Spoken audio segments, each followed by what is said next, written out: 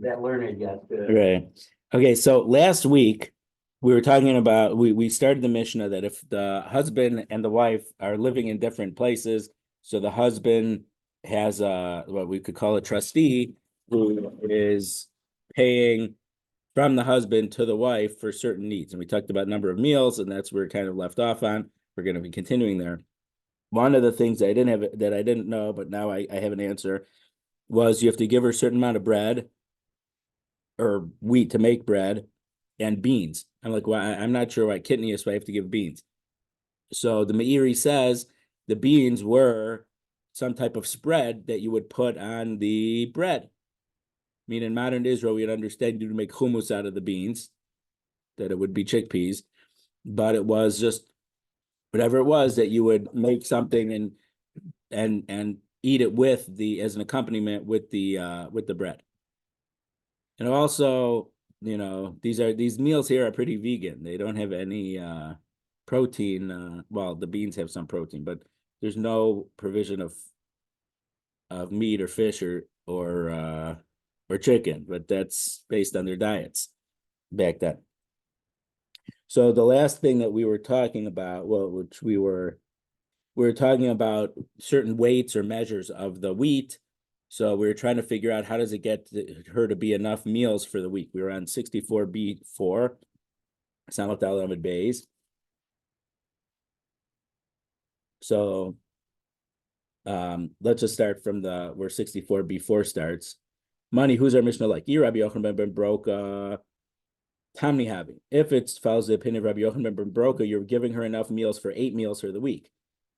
You need about 14 meals for a week. For a week, 2 meals a day. Time the Gemara they ate twice a day, 7 days a week. 14 meals. You're only having 8. V'i Rabbi Shimon. If it's Rabbi Shimon, Tamni Sri Havian, we have 18, which is more than what you need for the week. So Liolam Rabbi Yochanan ben Broka. Really, we're following Rabbi Yochanan ben Broka. So there's only 8 meals. It's not enough. With Amar Rav Chisda, we could explain it with what something Rav Chisda said. Semehem shlish lechenveni. A third. Now, when we say here a third, it means a third of the total, which is actually half of what we have right now. A third of the amount of the flour goes for the baker to bake it. Hachanami aiti tilsa shti alayhu.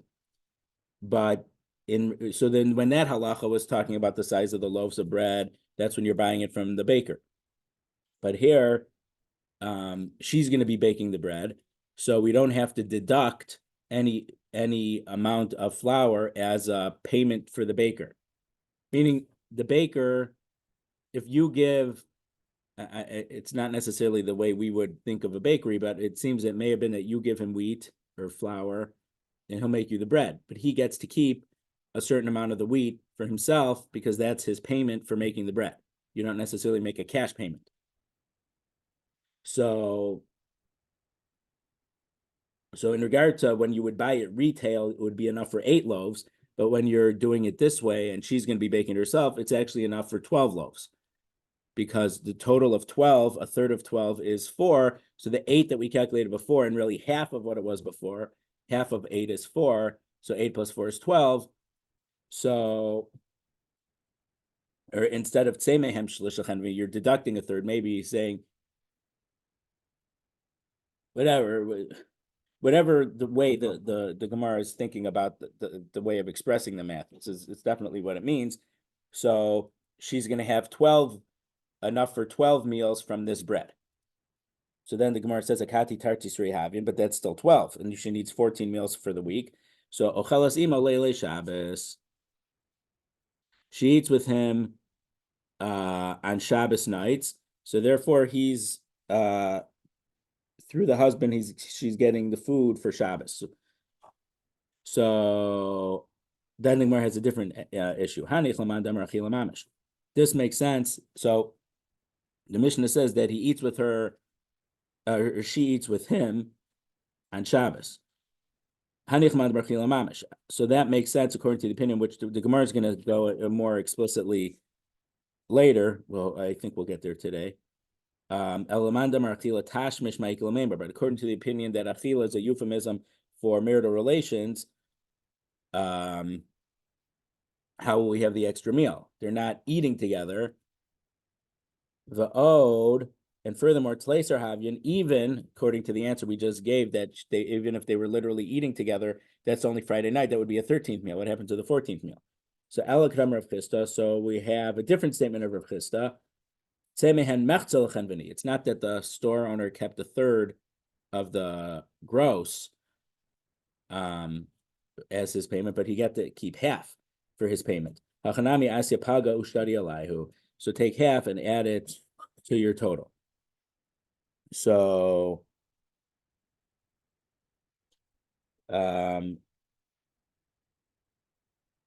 because of this, you're going to actually have 16. But Kashid Rav Chisda or Rav Chisda, we have a contradiction between Rav Chisda. First, he says the fee for the baker is a third. Here he's saying the fee for the baker is a half. What is it, a third or a half? Lo kasha haba asr diavu tzivi, haba asr lo yasu tzivi. It's no contradiction because it depends if you would bring flour to the baker to bake, if you also give him the wood to fuel his fire. If you give him wood also with the flour, he gets a third. If you don't give him wood, he gets to keep half because he has bigger expenses besides for baking it and stuff. He also has to get fuel, so that's why it would be a half. So I saw in maybe it was in Tosas Rush, I don't remember which Rishon Gemara that he asked. We know in the Gemara in Bava Basra, in Bava Metzia, there's halacha of Ona. You can't overcharge or undercharge more than a sixth. So how could you do a third or half, which is much more than a sixth? So he answers, that's when you're just flipping merchandise. So you can't jack up the price of the merchandise more than a sixth. But here, you're taking one thing and making it into something else. So according to Rav Chisda here, you're able to, for at least for this, it was double. Depending on what you're making, it potentially could be more. I mean, if someone brings you sand and you make it into a nice glass vase or something, it might be more than double because you need to have a lot of heat, a lot of fuel to get something hot enough to turn the sand into glass, right? So it would be a lot of energy costs and stuff. And I'm not sure how the halacha would consider the skill. I mean, obviously the Gemara recognizes in Bava Kama, this last two prakim, I think it is, if you bring wood to a carpenter or something, you ask him to make a table and he made a chair or a bench or vice versa. But they recognize that the artisan, with his knowledge, is improving the raw material that you brought him. Then there's Gemaras there in Bava Kama if they made the wrong thing. So in general, for that we say uman kona what's the word? B'shinoi. Usually the artisan has acquired the piece of wood in the improvements that he made. But if he made the wrong thing, he can't force you to take the thing, but he doesn't have to give you the value of the finished product, which you didn't want necessarily. But that's not our topic. But the point is that if you're just flipping merchandise, you can't just double the price. Or Pharma Bro. Remember a few years ago, a guy bought patents for medicines that for not widely only not so many people needed these medicines, and then he jacked up the price like times 50 or times 1,000 because there's no other treatment for these medicines, and he got off for the price fixing for that, but then they got him on something else for some type of fraud because the guy was such a not nice person. What was his name? Martin something with an SH, I think. Shkreli or something.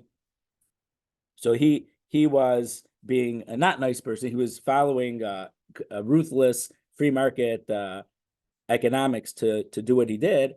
But because he was not a nice person, the government looked very closely at him and found things to indict him, and he got convicted for stuff. But for this stuff, if you're making raw materials into a finished product, you could charge more than increase the price more than a six because your cost or your expertise might be more than that.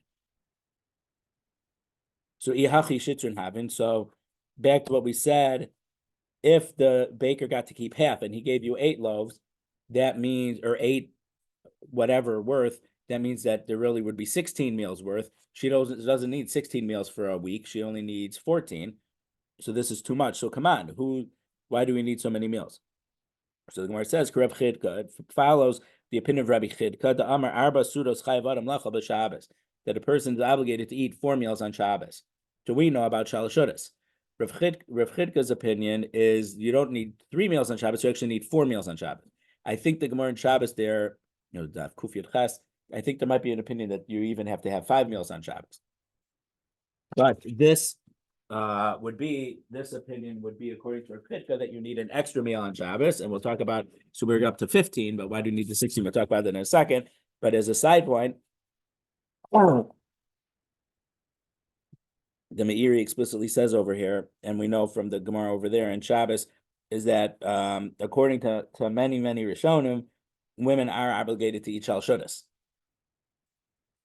The mitzvah to eat applies to women also.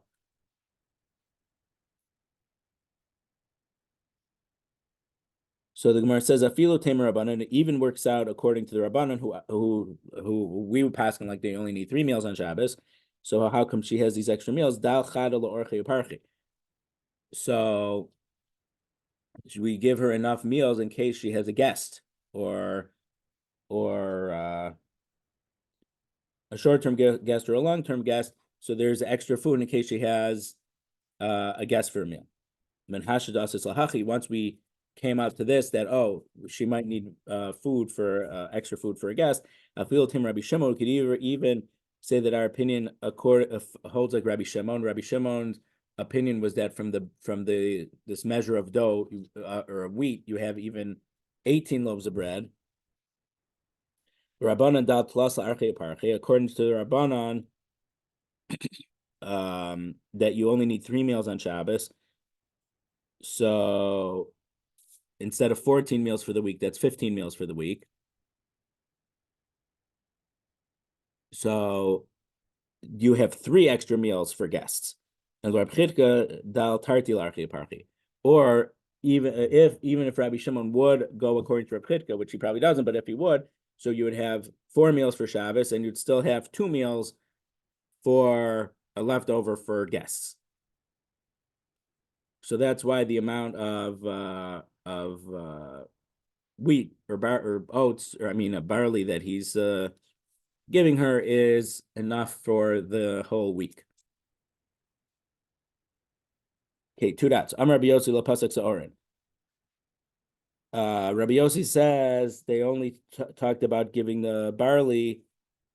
Rabbi Yishmael, who talked about doubling the barley to if you're giving her barley instead of wheat, because he was near Edom, near Rome. So the Gemara says, Adam who is Edom the only place where they eat barley that he passing like this? There's other places they eat barley too.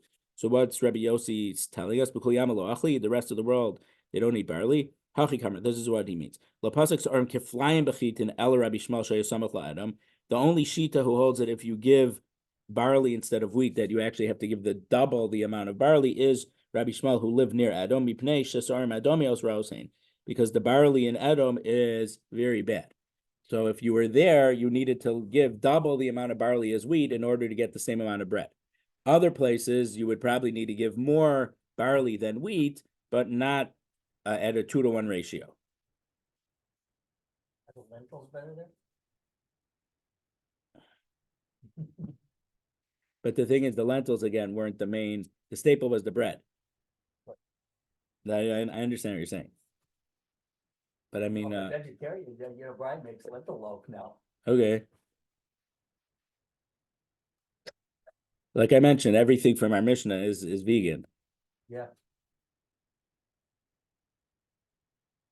Especially according to the Sfardim,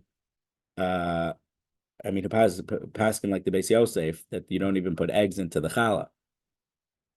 So they would even make their bread water challah. Or even according to the Ramah, he might agree that in the time of there, the way they made their bread was also without eggs. As long as he doesn't try, I just saw something on the internet yesterday that the Prince Harry was going to go back to England and try to give William a bowl of lentil challenge.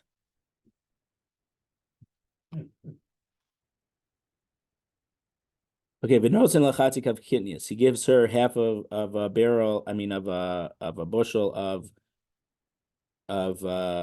beans. So v'ilu yain loktani. So I mentioned you give her beans and you give her either a cake of dried figs or a certain amount of undried figs. But the Gemara points out it doesn't mention that you give her any wine. Rabbi Lazar. This goes well. It fits according to the opinion of Rabbi Lazar. Rabbi Lazar, because Rabbi Lazar says as we move to Samach Hamad Aleph, Ein poskin yenos leisha. We do not set an amount of wine for a woman. We'll see. I don't know if we'll get there today, but because if we dare look ahead, we see that the parak ends on the next Amud, on Samach Hamad Beis. I don't know if we're going to get all the way to the Mishnah, but we mentioned a few weeks ago that wine is good for the nursing women. So if a woman was nursing and then either they would separate like this, or she probably, I don't know this for a fact, but they would probably give her wine for the duration of the 2 years or 18 months or 2 years that she was nursing, because we learned before that wine is good for nursing. But if she's not, in general, a woman would not get wine as part of the weekly food that the husband is giving through the trustee. Ve'im tomar elcha achrei mahavai nosei lachmi umeme tzamri upishti shamni v'shikuyai.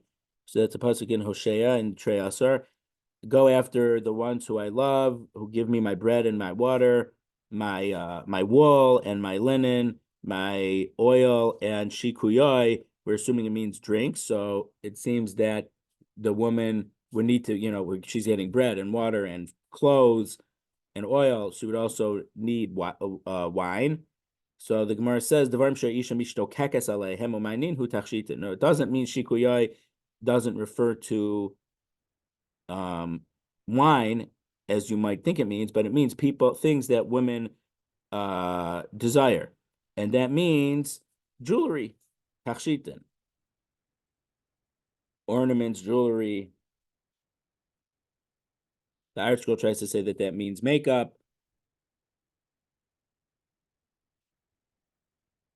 But so first it mentioned so then the pasuk isn't so strange because it mentioned food, then it mentioned clothes, Samri upishti, shamni. So the oil there, you could say that the shemen isn't going back on the food, but they would use certain types of oils or rose infused oils that Gemara Brachos talks about and rub it in their skin.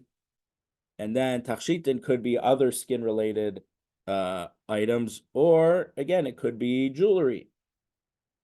So it makes more sense according to the pshat in the pasuk not to say shikuya means wine, because how come you're talking about food at the beginning and wine in the middle and non-food stuff wine at the end and non-food stuff in the middle? So we're saying shikuya has nothing to do with wine.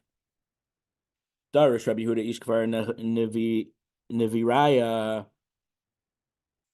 Rabbi Yehuda from Kfar Neviraya Darshan, and the Masor Sashas mentioned it might have been a man from Kfar Gibor Chayil, or Giboraya, from the Kfar of mighty warriors, or the place where he was a man from a place called Kfar Gibor.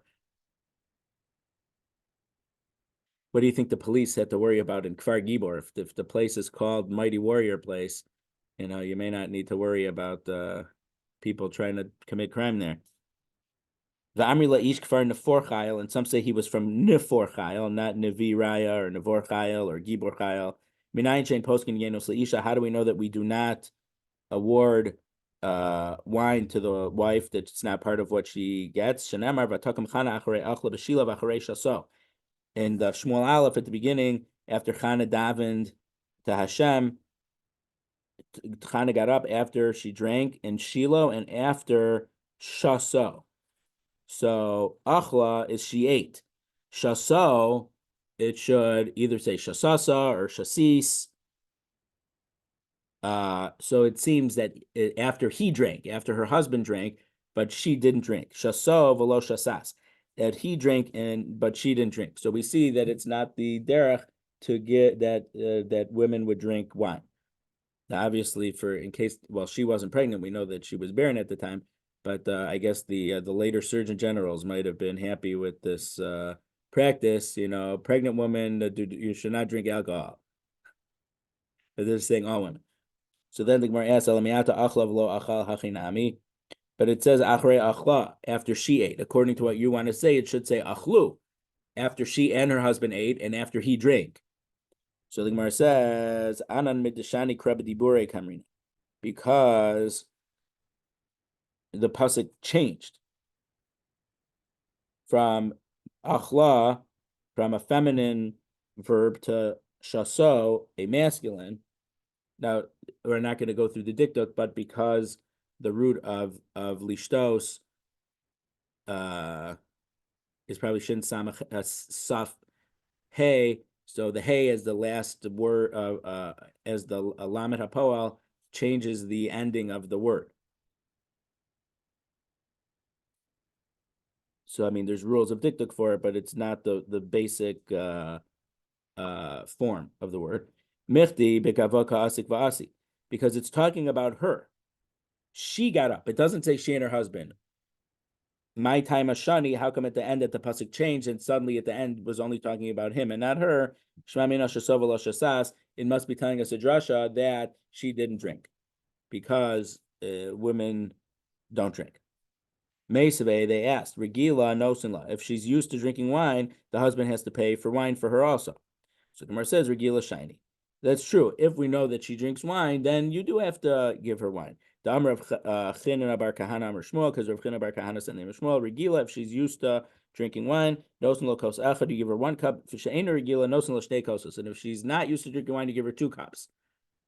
Now, what sounds wrong about that? If she's not used to drinking, you should give her 0 cups. So that's what the Gemara asks. My kamar, what's going on here? Amar Abai, because if she's not used to drinking, you should give her nothing. So Amar Abai said, Hachi Kamar, this is what it means. Regila b'fnei bayla shnei kosos. If she drinks 2 cups when she's with her husband, shalom b'fnei bayla nosin lo kos echad. If she's not with her husband, you only give her 1 cup. Ein regila b'fnei bayla lo kos echad. If she only drinks 1 cup with her husband, shalom b'fnei bayla ein nosin lo kol eker. We don't, when she's not in front of her husband, we don't give her anything at all. So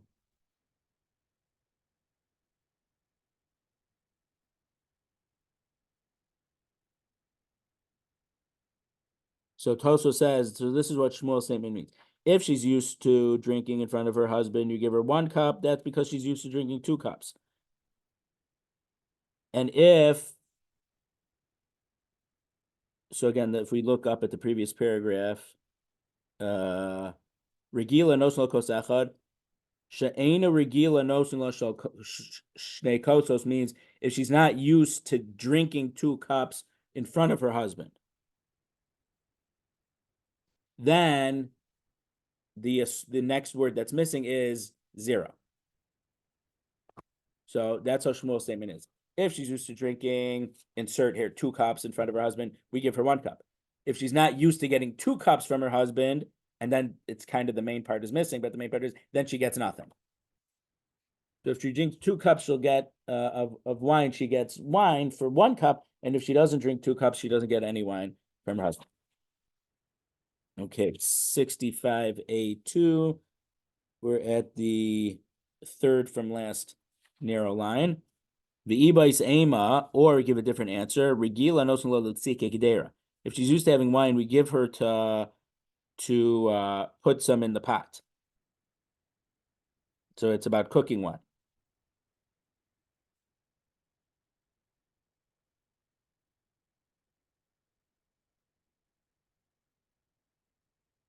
So according to this, it doesn't have to do with her if she's used to.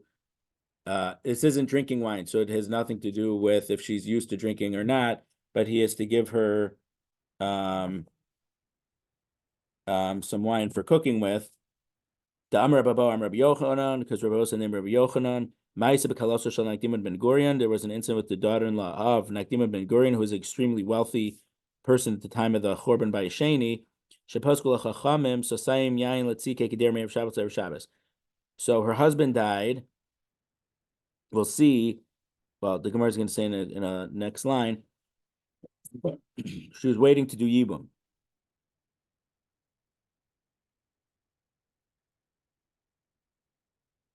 So either, I think the Tosfos Arash said that it either was within 3 months of her husband dying, because, and in during those 3 months, she has to be provided from the estate. Now, I assume, I don't know this Gemara, but I think the reason is she won't do Yibum or Chalitza until we know that she's not pregnant.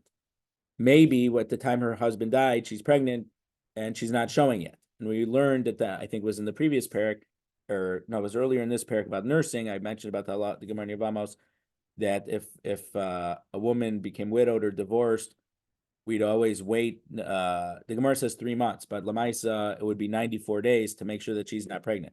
By 94 days, she would be showing that she's pregnant a third of the way through.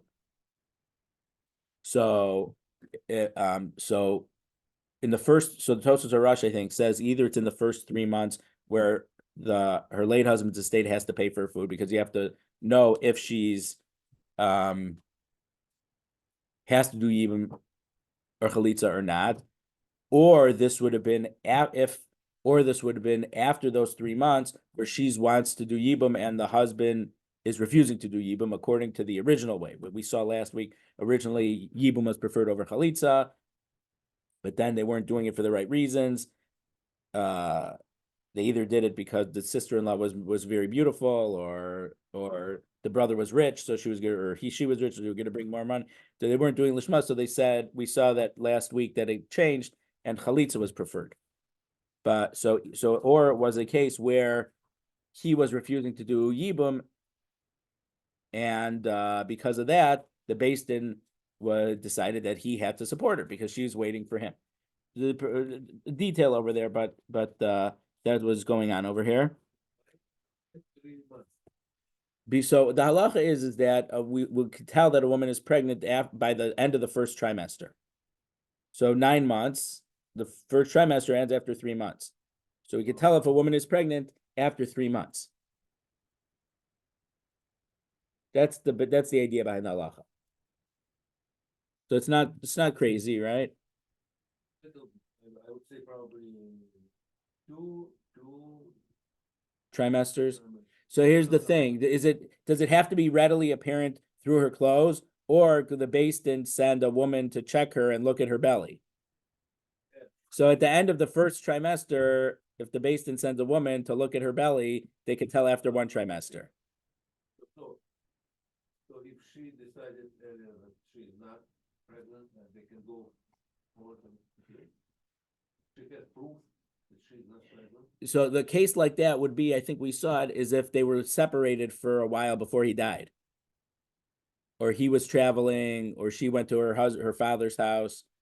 So in those cases, we saw that there's no way she would have been pregnant from her husband because they weren't together. Question?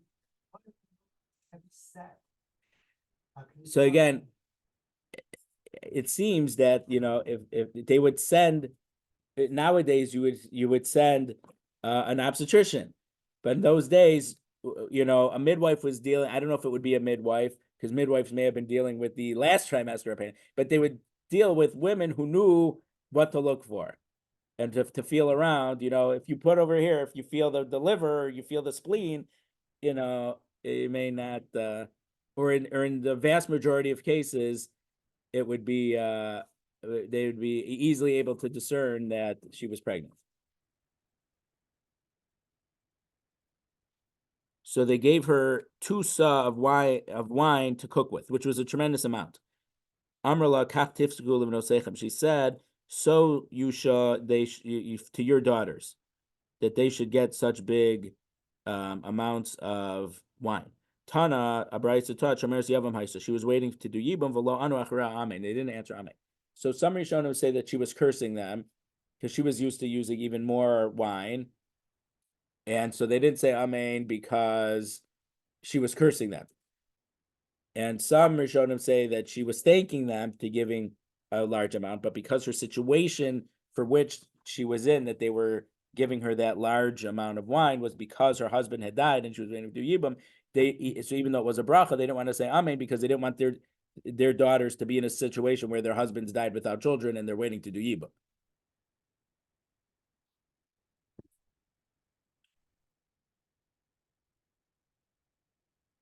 Hana, we learned in the Brisa, kosachad yafale isha. 1 cup of wine is good for a woman. Shnaim nivalhu. 2 is already a disgrace.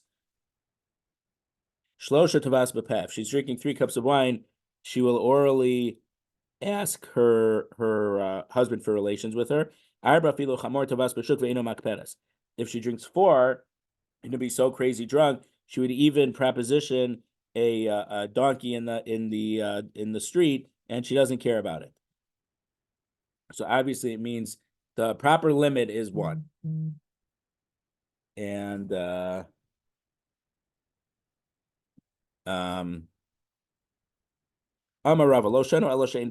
this is true if she's drinking alone without her husband near her. It was not with her. But if her husband's with her and she's drinking too much, it's not a big deal. We're not that concerned about it. So then the Gemara asked, but Chana, her husband was with her, so why didn't she drink? So the Gemara says, Achsanai Shani, a guest is different. The Amar of Huna says, Minayin la'achsanai sha'asr b'tashmish shamita. How do you know that if you're a visitor in a guest in someone else's house, you're not supposed to have relations with your wife? Shnamar, as the pasuk says, by Chana vayishkim b'boker v'shtach lifnei Hashem. They woke up in the morning, they bowed down to Hashem, meaning they davened at. Well, we learned a lot of halachas, but maybe they just bowed. Maybe they didn't do a full davening at the Mishkan. Vayeshuva vayavo abeisam. They returned and they came to their house Haramasa to the Rama. Vayeda Elkanah Eschana Ishto, and Elkanah knew his wife. Yizkra Hashem, and Hashem reminded her. Hashta in. Once they got home, they had relations, but Meikara. But when they were staying over in a guest house or as visitors, they didn't. So there's a machlokas Rishonim about this. According to a bunch of Rishonim, if you have your own, so I don't know, houses in those days maybe didn't have a lot. They maybe were mostly rooms, 1 room. So one Rishonim, so they mentioned if they gave you your own, right? They say if you had your own bias, so they had a different cottage. So if you had your own cottage, then this halacha doesn't apply because you have enough privacy. It's not an issue.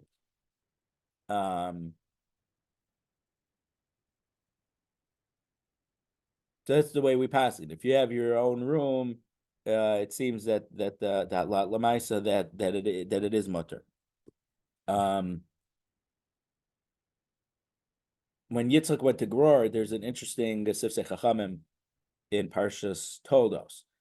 So Avimelech, it says Avimelech looked at the window and he saw that Yitzchak was playing with his wife, mitzachek. It literally means playing, but it means that either they were having relations or they were going to have relations. So the Sifsei Chachamim asks an interesting question. He says Yitzchak, he left the window open. I mean that Avimelech, peeping Avimelech. So the Sifsei Chachamim gives a very interesting answer. He says that they closed the window. So Avimelech saw if they were closing the window, they needed privacy. Right.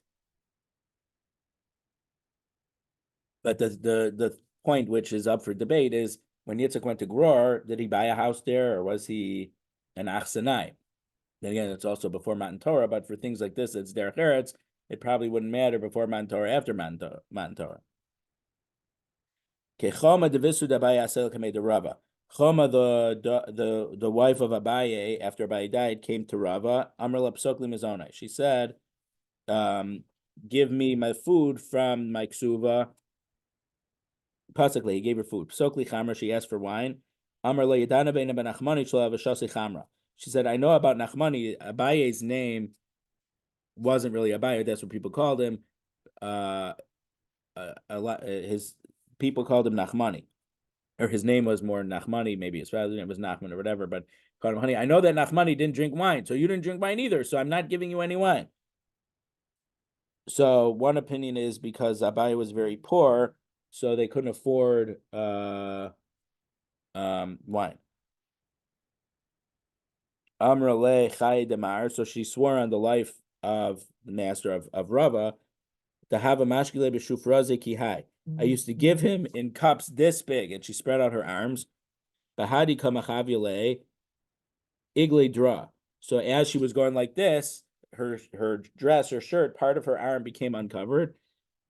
Nafal nahora bevedina. There was a light in the Beis Din.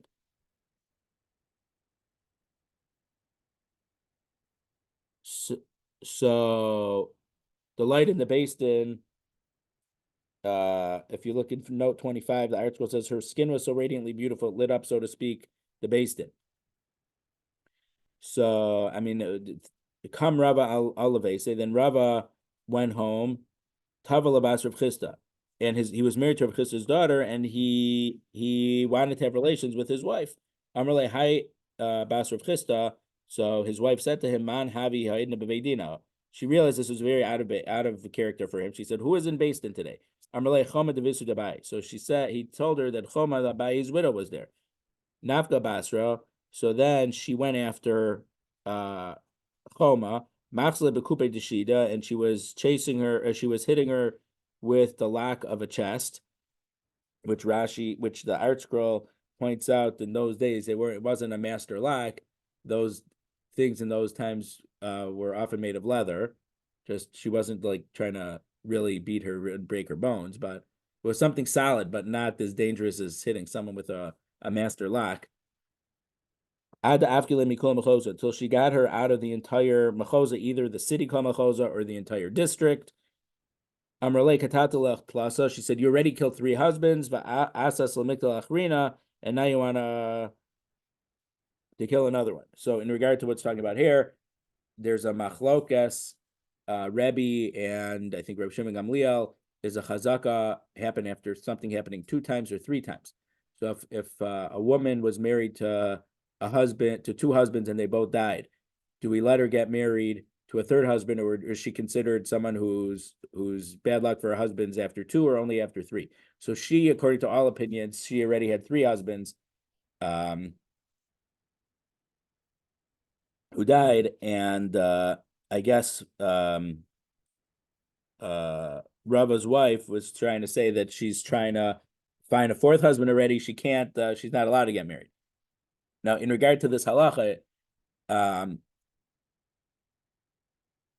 I think I saw a tshuva a long time ago in Moshe Feinstein in the Igros Moshe saying, now if let's say lo aleinu, but let's say a woman was widowed early, and then she remarried and was married for a while, then the husband died, but he was not young.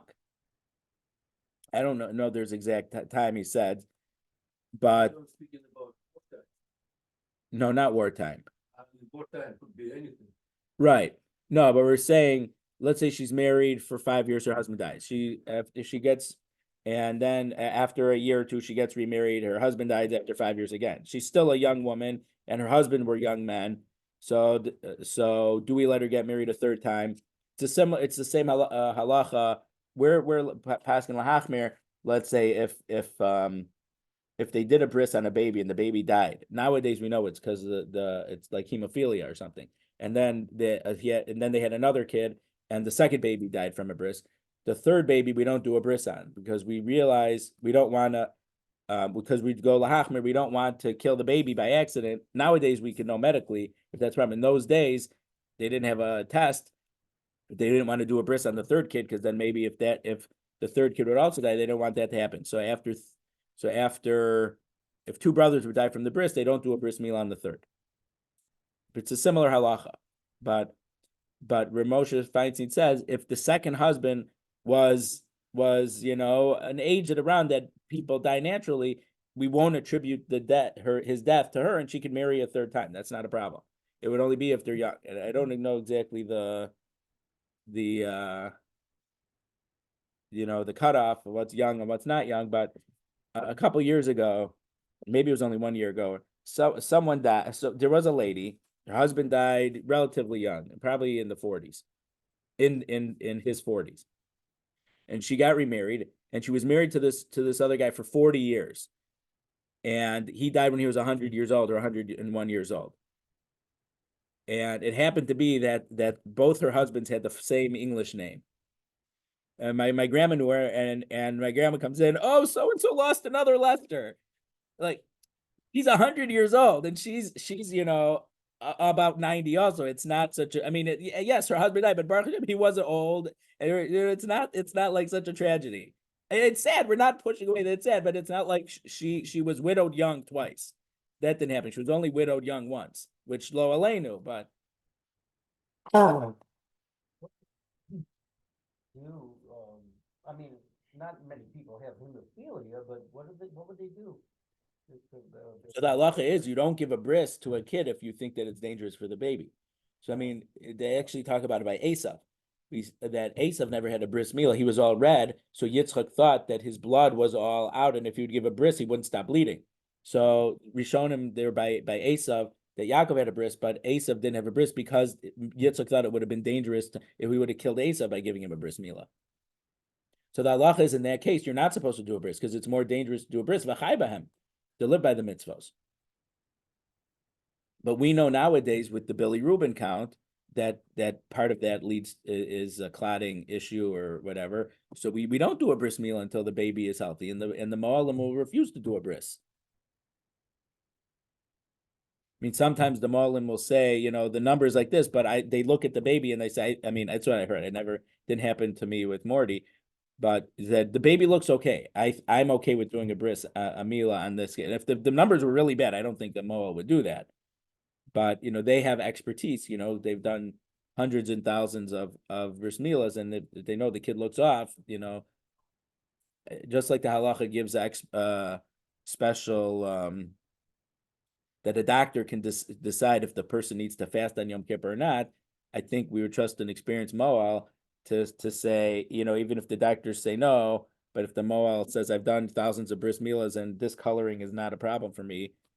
I'm not recommending to do the bris, if the doctors say no, but I think that they have experience and they're could be believed.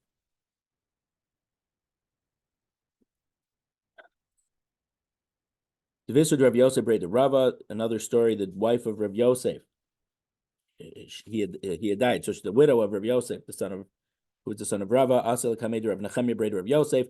She went to Rav Nechemia, the son of Rav Yosef. Amalei Pesokli Mizonai. She said, let my husband's estate, give me food and stuff from his estate. Pasakla, he gave her. Pesokli Chamra, she said, what about my wine? Give me wine. Pasakla, she gave her wine. Amarle Yadana Behu Bivnei Mechozu Deshasu Chamra.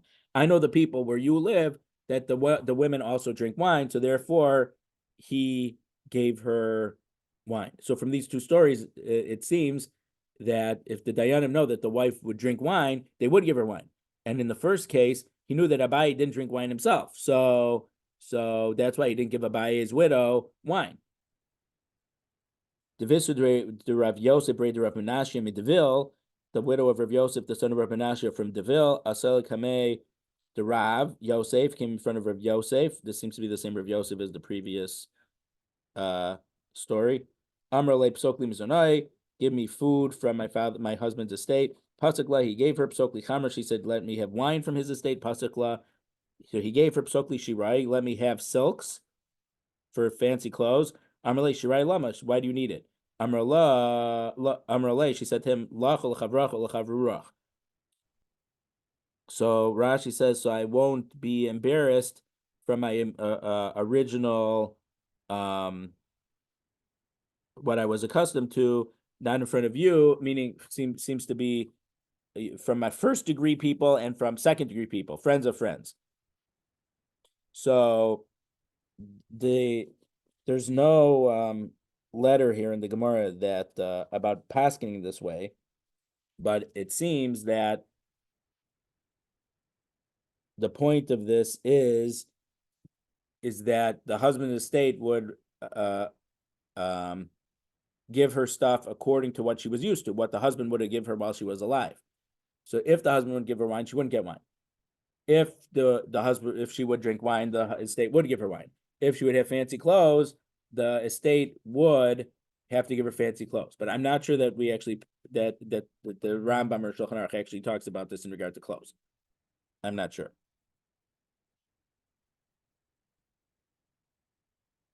Okay, 2 dots. So we're 8 lines up from the bottom. 65A3, second column. V'nosla mito mapat. She gives her a bed and a hard mat and a soft mat. So Rashi seems to say that the mattress, the mita, is for eating on. Like we know in our Reb Sachem, they ate laying down, and then the two mats, I guess, were for sleeping. The Rambam says that the bed was also for sleeping. It wasn't an eating mat.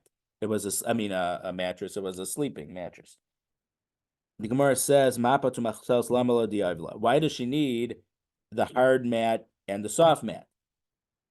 So Amra Papa ba'asr den higi demalaporia b'chavli. Rapapa says because this is talking about in a place where they make the beds with ropes. The mevagerle. So this is, sleep tight, don't let the bed bugs bite. So the ropes were what's supporting the mattress or the straw. So if you were sleeping close to the ropes, it was not comfortable. So you would need a hard mat to even out the feeling of the ropes, and then the softer mat, or depending on which opinion, Rashi or the Rambam, or the mattress to put on top of that to actually sleep on. Because if you would have to be on the uncomfortable ropes instead of it being something flat, it would be uncomfortable. Now, debagar means it make you get older. But basically, if you don't sleep well and it's annoying, it'll prematurely age you. That's I think the idea of what the word usage of the Gemara is over here. We do not give her pillow. Article translates it as a pillow and a mattress. But mita, okay, so then you have to understand what a mita is. Oh, so according to the art, okay, so then mita would be the frame for the bed. And then it would depend if the frame of the bed is one that uses ropes to support the thing, then you have to give her the hard mat to put on top of the ropes and then the softer mat to put on top of the harder mat to be comfortable.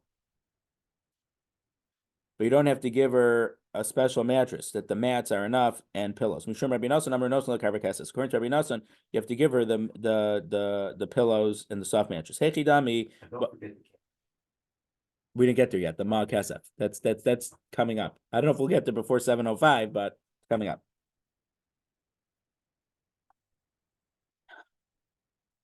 Hechidami, what's the case of giving her the pillow and the soft mattress? Special soft mattress, not a soft mat, but a soft mattress. If they're used to sleeping on these, my time at the Tanakama, why does the Kama say that she doesn't get it? And if it's not the custom for them to use this, my time at Rabbi Nosson, why does Rabbi Nosson says she gets these additional items also? So Gemara says, the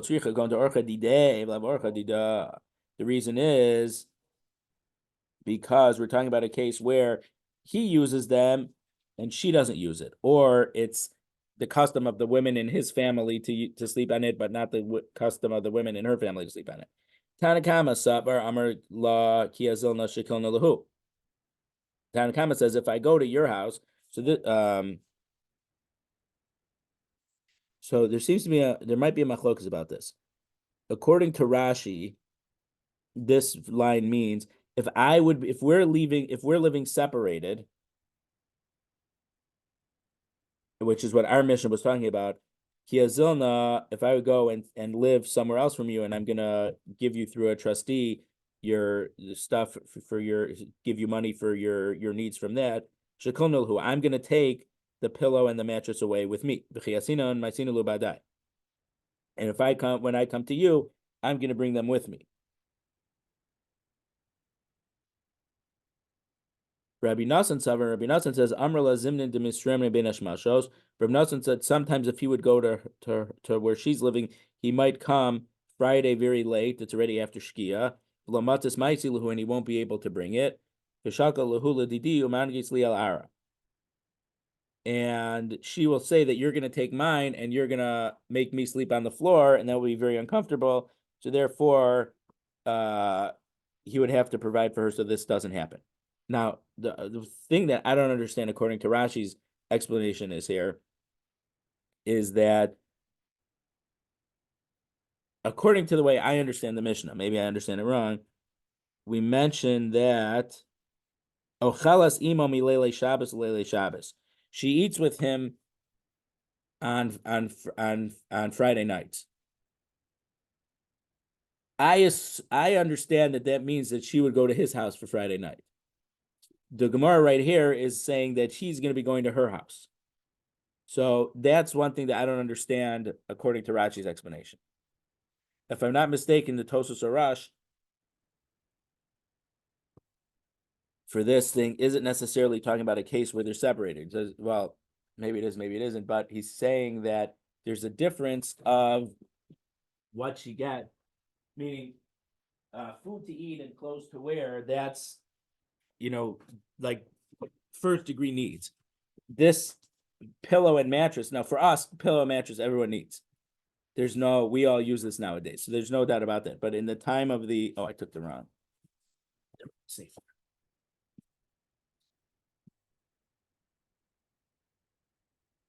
At that time it was luxury. Right. So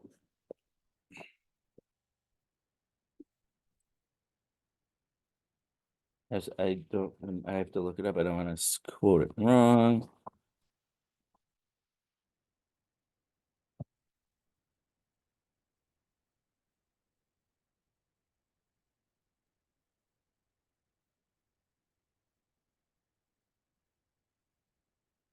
Okay, so if you remember from about a month ago or a little more, we mentioned that the Mishnah says earlier in the parak, when she gets married to him, she goes up to his tax bracket and she doesn't go down to his tax bracket. If she's already used to a certain thing, he has to provide for her at that level. So the Tosfos Arash says when we said that she goes up to his tax bracket, those are my words, tax bracket. That's only when they live together. But if he's in a higher tax bracket, but now they're living separate and he's giving her through the trustee, he doesn't have to provide for her like his tax bracket.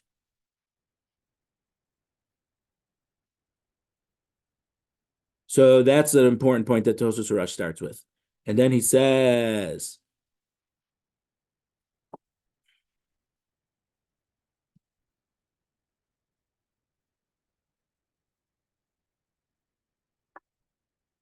what's in a case where if he was from a wealthy family and she was from a wealthy family, if he was from an elevated family, but she was from a 1% family, in that case, she can't go down from what she was used to. Even if they would be separated, she still needs to have her super luxurious lifestyle that she was used to.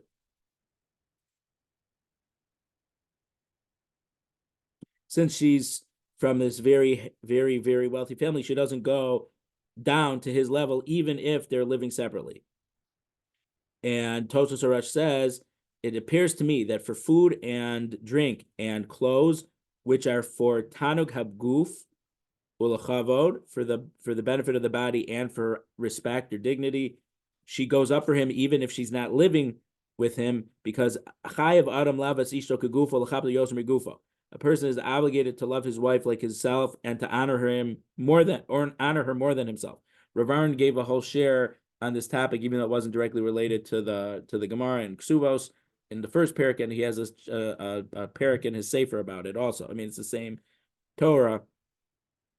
But extra tanug, extra delight, like this pillow stuff, or also in regard to like having the funeral singers and wailers, that then the Tosfos Arash says that she doesn't go up with him when she's not with him. So Tosfos Arash mentions that this goes back, it depends on the stuff. If they're from different, societies, when she goes up to him or she doesn't go down, that doesn't necessarily apply if they're separated. And then the Tosfos Arash explains that there's certain things which apply even if they're separated, but certain things that won't apply when they're separated.